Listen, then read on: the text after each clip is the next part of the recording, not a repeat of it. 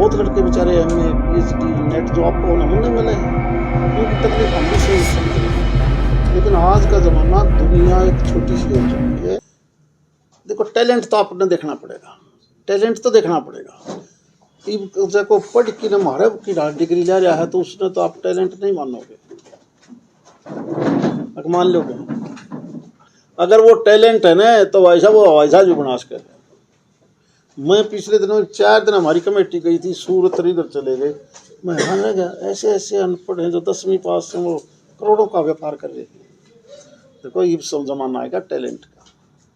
आपका ये बयान थोड़ा बहुत जो एचपीएससी के चेयरमैन उनसे मिलता है। नहीं, मुझे नहीं पता। मैं सच्चाई है। देखो, इस व्यवस्था में एचपीएससी चेयरमैन को कोई नहीं जानता, हम तो नहीं जानते, क्योंकि हमने बेरा है कि जिन सिफारिश करी थी उनका जो भी सेक्रेटरी हो भीतर पड़ा जेल में।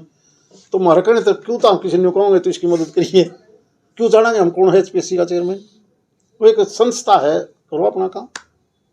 लेकिन भाई साहब, जिन बच्चों को रोजगार नहीं मिल रहा पिछले 7-8 साल से, फार्म भरवा रही, वो तो जानते ही हैं चेयरमैन। क्यों जानेंगे वो चेयरमैन ने? जो भी नहीं, उनसे क्या वास्ता पड़ता चेयरमैन का? फार्म भरवा। अरे यार, फार्म चेयरमैन का तो जाएगी, थोड़ा फोटो खिंचवाओगे, ले भाई तू चेयरमैन से ले मेरा फार्म ले ले।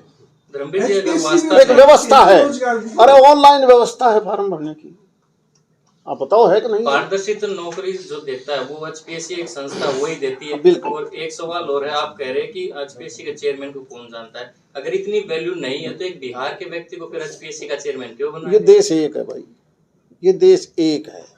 इस देश को हम जाति गोत्र क्षेत्र के नाम पर नहीं बांट सकते। ये बटा है, इसलिए तो हमारे यहाँ ये बटे यहाँ, जब तो इस देश के ऊपर सैकड़ों साल कभी मुगल डायनेस्टी आ गई, कभी अंग्रेज आ गए, हम बटने की कोशिश नहीं करते।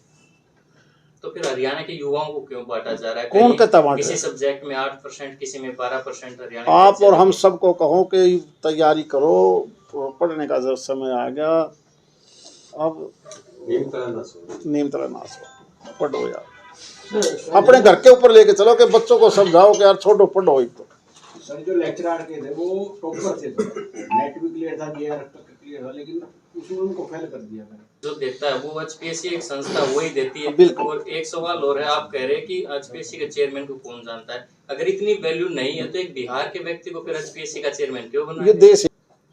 आपने एक छोटी बात बताऊं मैं, आप हरियाणा में बैठे हो, भिवानी में बैठे हो, मैं गलत तो नहीं कहूँ, तू आड़ा का मजदूर पर मजदूरी करवा ले लोकल पे, और तू बिहारी ने लिया मेरे सुरा 4 जना काम करके जा, फालतू जावा है। क्यों जा है भाई? वो कोई हुनर तो है ना, है कि नहीं है? अपना आप करवा ले, तू मान जाना मैं। आप फिर कैसे कह रहे हो भाई वो बाहर का क्यों आ गया, बिहार का क्यों आ गया, उत्तराखंड का क्यों आ गया? सर एक चीज है, अगर एजुकेशन बच्चे प्राप्त करेंगे तो फिर वो दिहाड़ी मजदूरी की तरफ क्यों जाएंगे? कौन का है दिहाड़ी? स्किल्ड एक अलग चीज है।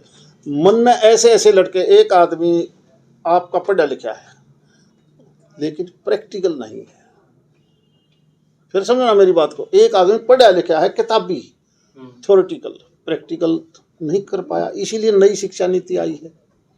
मैं तना ऐसे लड़कों को दिखाऊंगा जो नए बच्चे हैं, 10वीं भी कोई हुई, अरबों रुपए का व्यापार करने लग गए।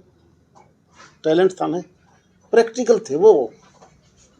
आप केवल किताबी ज्ञान को ना ले यार। इसीलिए नई शिक्षा नीति यही कहती है कि प्रैक्टिकल आ जाओ, और आना पड़ेगा। ये आप क्यों, मैं मीडिया के सामने नहीं कर रहा, मैं गाँवों में भी ये भाषण बताता हूँ भाई कि प्रैक्टिकल नहीं जाओगे ना तो हम पिछड़ जाएंगे। केवल किताबों में रहेंगे तो मुझे नहीं लगता उसका फायदा मिलने वाला है। बहुत लड़के बेचारे एमए पीएचडी नेट जॉब को नमूने मिले हैं, उनकी तकलीफ हम भी समझ रहे हैं। लेकिन आज का ज़माना, दुनिया एक छोटी सी हो चुकी है।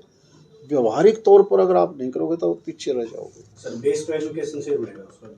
हाँ, एजुकेशन अभी 298 स्कूल ऐसे सर जहाँ कोई भी नियमित टीचर नहीं है। फिर गलत बात है, हमें दो, हम बिल्कुल लिख के भेजेंगे। अगर ऐसे स्कूल हैं जहाँ पर नियमित अगर कोई स्टाफ नहीं है तो हम एजुकेशन सेक्टर में भी डॉक्टरों की काफी, हाँ हेल्थ के मैं मानता हूँ मैं।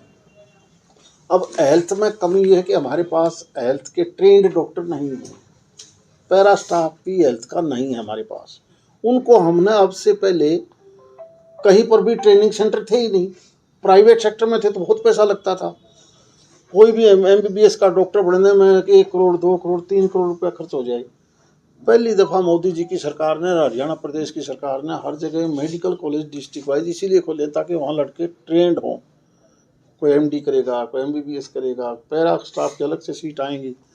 और ये सही बात है कि हेल्थ सेक्टर में ट्रेंड डॉक्टर, ट्रेंड स्टाफ नहीं था, जिसकी वजह से अगर आप ईमानदारी से देखो, जब कोविड आया तो उसमें बहुत सी कैजुअलिटी हमारी इसलिए हो पाई। क्यों? बालक थे ना, हम पढ़ा करते तो मस्तर लाया करते, मास्टर भी ला देंगे सके आज मोटली माता लिखड़ दी जब सारा का कोई नहीं मिला हमारा टाइम की से। इस बार जब कोविड आया ना तो दबाव पड़ा